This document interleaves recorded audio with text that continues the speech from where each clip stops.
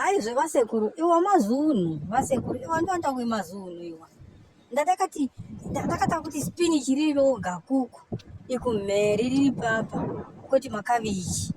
Ya, ndakasunga kari matatu. Handimohwa kuti muno panepo kachivara vasekuru, ndakati ndichisimuka ndakamuruka pachivara makusenzeni kuchakati uzarara. Ya, kusingabonekwa nazhira, asi waingobuda chikuti yai vasekuru, ndikati ndakarova zhira kudai so, ndakarova zhira ndisati ndasumuka iwa. Aizve vasekuru zvandakaita, ndakati sikadhi ose, ndikapa masikadhi matatu, rimwe nerimwe ndikaripa sikadhi yaro. Ndabva iyopo vasekuru, ndikatopa pane zvibatai munhu, ndikati wash down nezvibatai munhu, rimwe nerimwe chibatai munhu charo. Ya, endi chibata hangu mahewa angu andataiteigwa nomuzukuru wenyu. Ndikati ndichibva iyopo ndakanowa patodzi vasekuru, towedzera mwando pavhiri.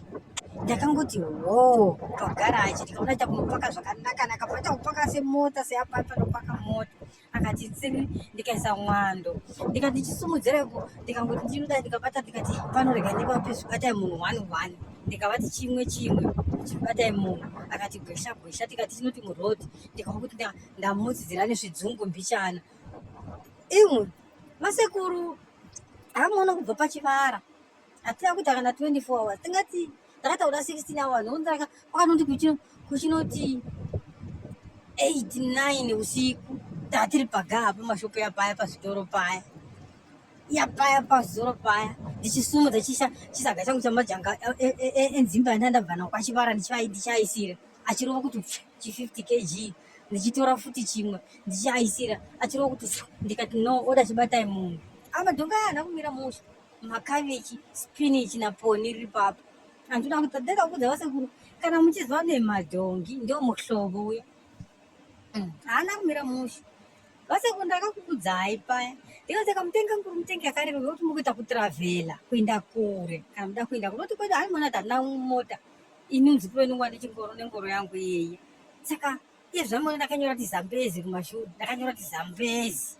Ya, akuichija nekala nditi kunyora red, zvokuti kana ndichibva iyoko vanhu vaite kuona kuti hapana kumira musha. Iye zvine mande makuseni ndomukira, nechipiri ndendiri pabasa kwachivara. Madhonga angu handisii ndoenda nawo, anodiwa. Ndikasiyira kuno muzukuru wenyu anosara akabigwa madhonga angu, ndoenda nawo nemadhonga angu nengoro yangu. Akakuipenda neredi, ndonyora kuti Zambezi sure. Muchavona. Kana iko zvinoda kuti kwakuti zvaigona yafamba nekula box vasekuru. Mukula box ndoti maaizi, ndoti zvibatai munhu. Kana panoona kuti ponero roda kudzokera, ndikangona kuti ponero roda kudzokera, musoro roti gwisha.